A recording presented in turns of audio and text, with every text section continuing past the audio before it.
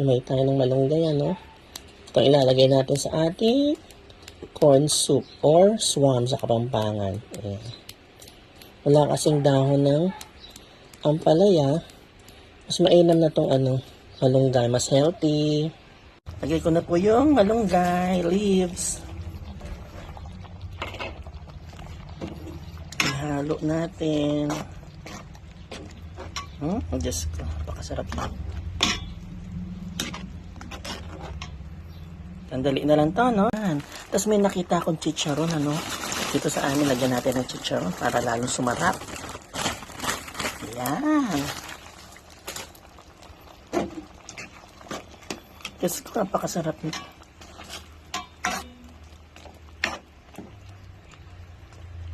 Ayan. Turn on po natin ng fried fish ang ating swam. Ano tayo mga kagigil?